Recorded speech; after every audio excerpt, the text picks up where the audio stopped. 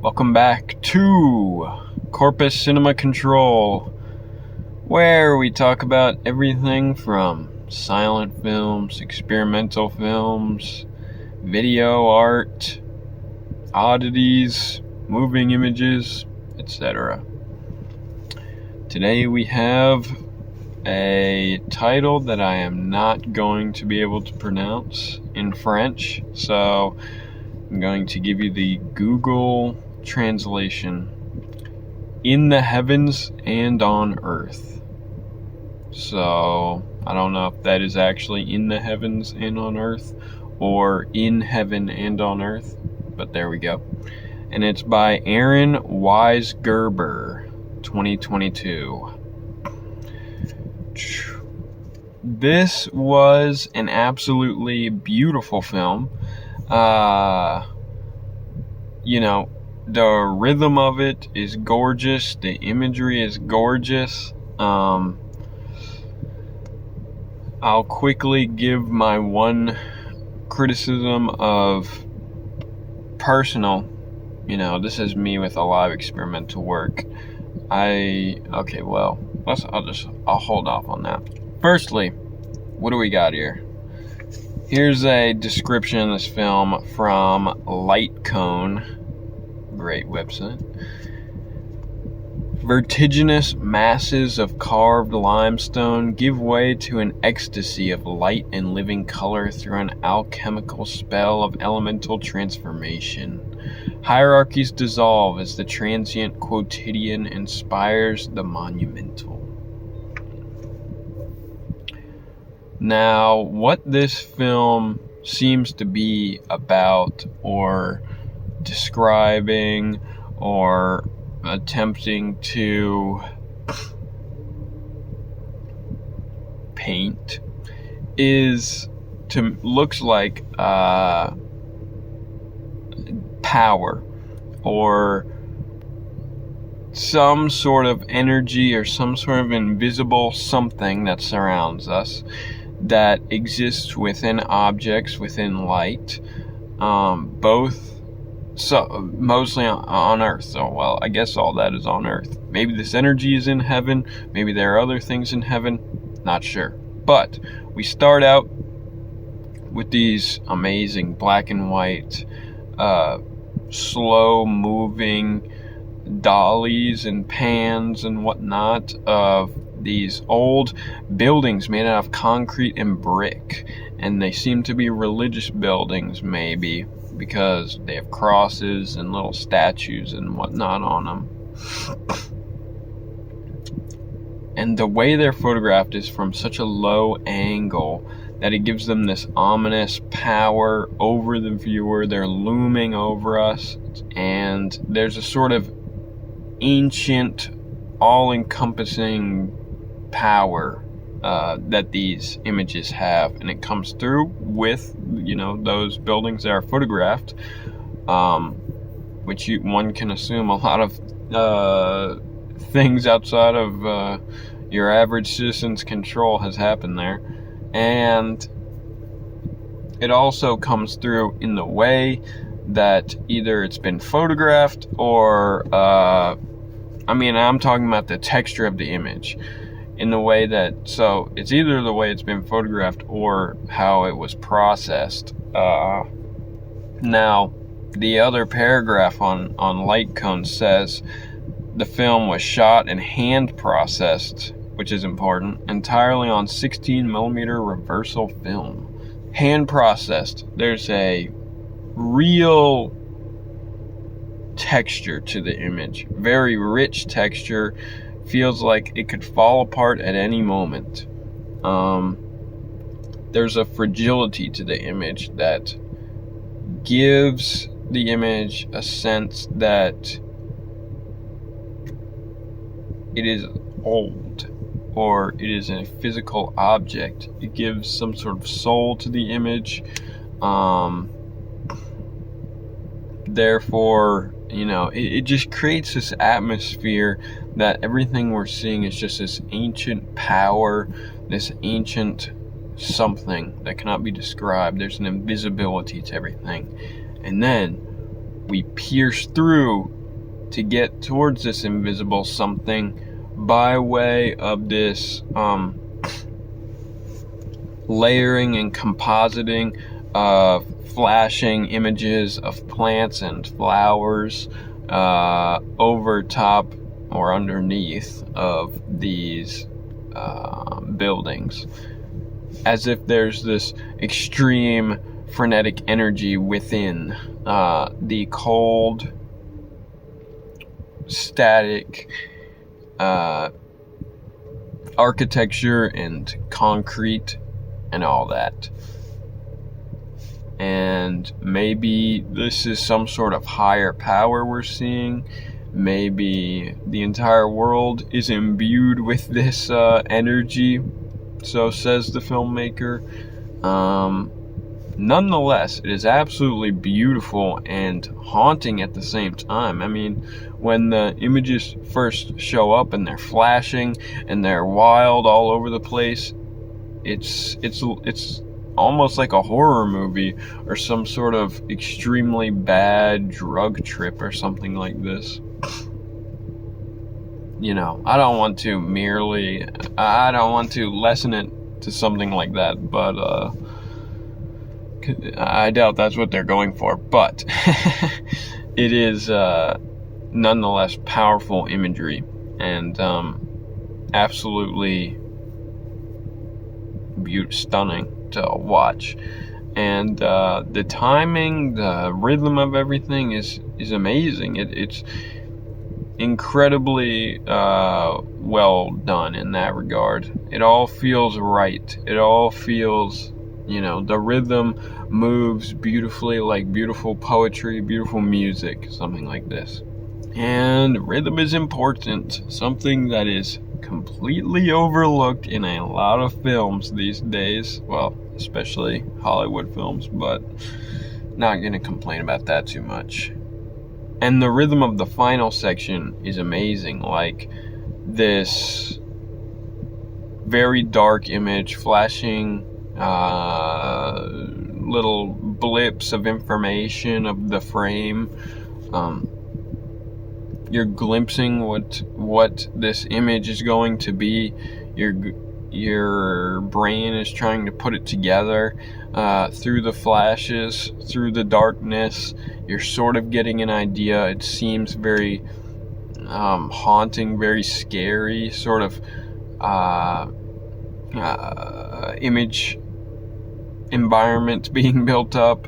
And then ultimately it culminates to, we see the original black and white image of this turret of this building and surrounded by some trees, and which is a sort of calm, nice image, but the flashing that precedes it speaks to an invisible or unspoken thing regarding this building, this part of this building.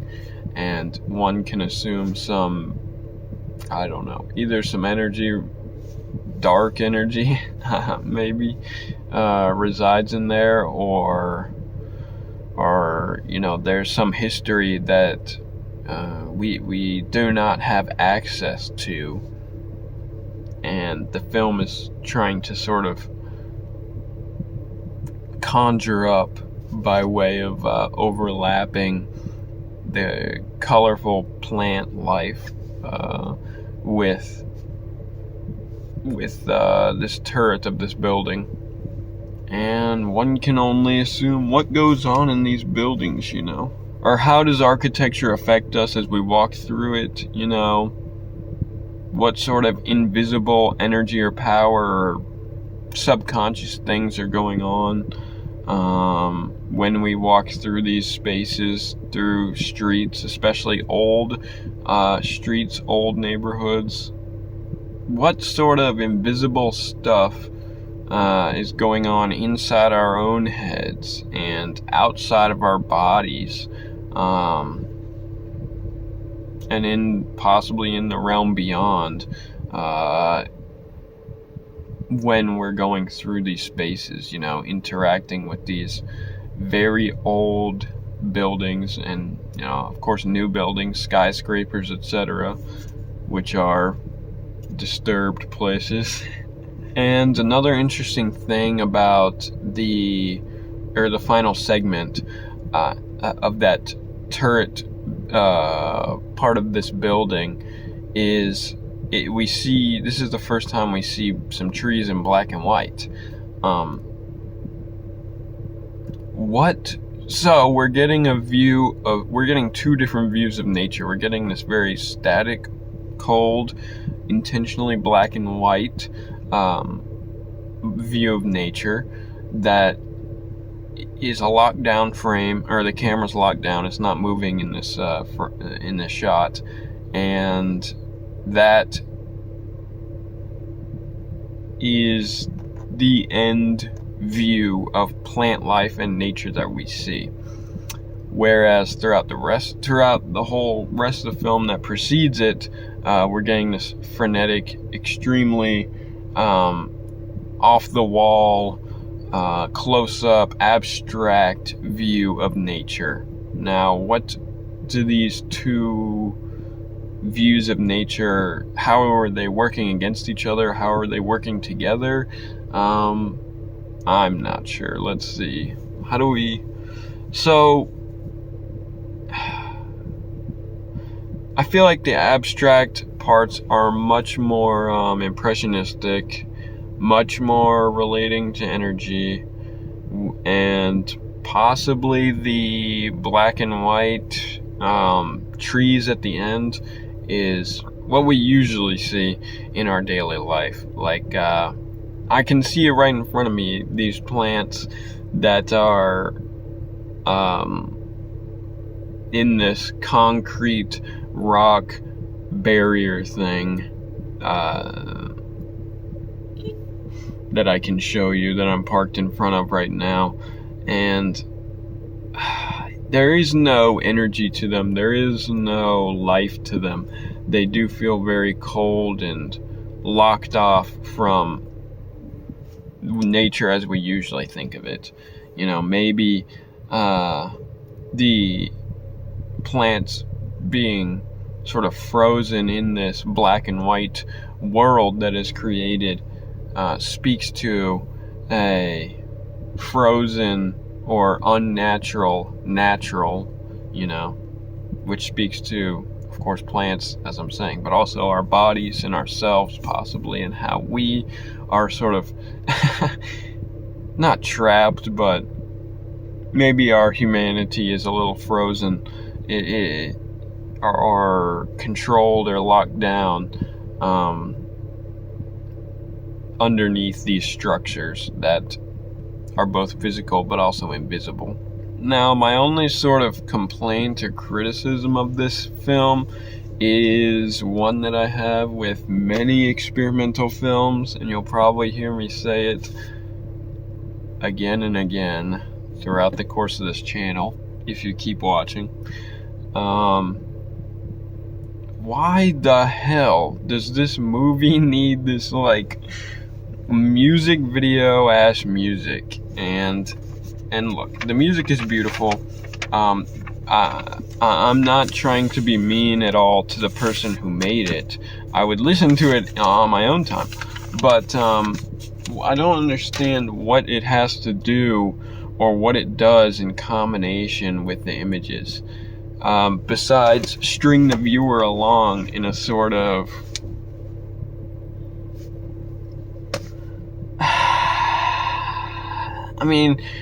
in a sort of looking down upon you way.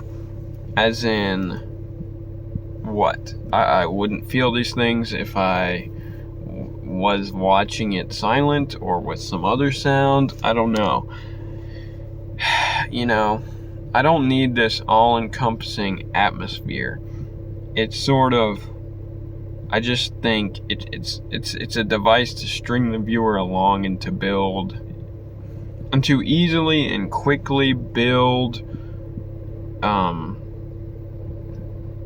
emotion inside of you, or inject you with emotion without earning it. It's so easy to get this emotion. I mean, you can shoot anything and combine it with music and easily get an emotion into someone, or a feeling into someone. I just think it's too easy. And some of the sound work with when we're seeing the rocks or the birds or the wood or whatever that other material is, looks like wood to me, and combining it with those sounds is just so on the nose, and like it's just we're hitting us over the head, with the same thing twice. I see it the first time. I don't need this atmospheric thing. I'm not playing a video game and needing to be immersed in a world. I'm watching a film, and I'm watching clearly a film object, that I want to read.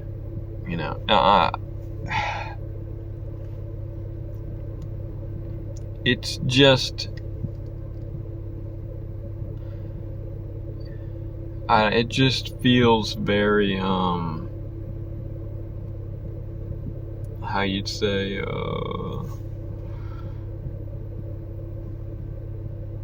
unintentional. It feels a little lacking and unintentional, the music, but I don't know. Of course they probably had a lot of thoughts going into the music. I understand that. I make films myself, and everything. They were thinking about it very intentionally, I'm sure, but I don't know. It doesn't feel this way, It just is a way to fill the void, and especially in this new contemporary world where people have absolutely no attention span or anything. It's just a way to keep people engaged, I feel, where you should trust the viewer to want to be engaged anyway through the power of the object you're creating,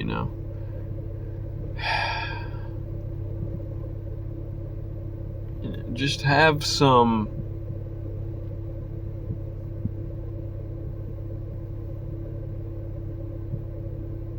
anyway, I said it all. That's my only criticism on the thing. Not that it needs it from me, but anywho, that was, oh god, what was the name of this thing? That was In the Heavens and on Earth by Erin WEISGERBER from 2022. And I'm very, very interested in seeing more of her films because, as I said, this film was gorgeous, and if it was all done in camera, I mean, how the hell? It's beautiful. I mean, I can't even imagine attempting to do that, So, major props to this person for being able to do that and have it still be like rhythmically. I mean, it was probably edited later, obviously, you can tell, but still having it rhythmically powerful and beautiful and poetic and so on and so forth. Yeah, so very interested. I hope I can get more of her films, explore more of her films. So anyway, I caught this one on the most recent program on equinox.film, which I can put a link in the description for, which is an awesome site which has monthly experimental stuff on there. Yeah, I think that's all I need to say. Alright guys, I shall catch you in the next video. Oh, and I make films myself. Check them out if you so wish. ConnorParsley.com. Alright. Bye-bye. Wow, there we go.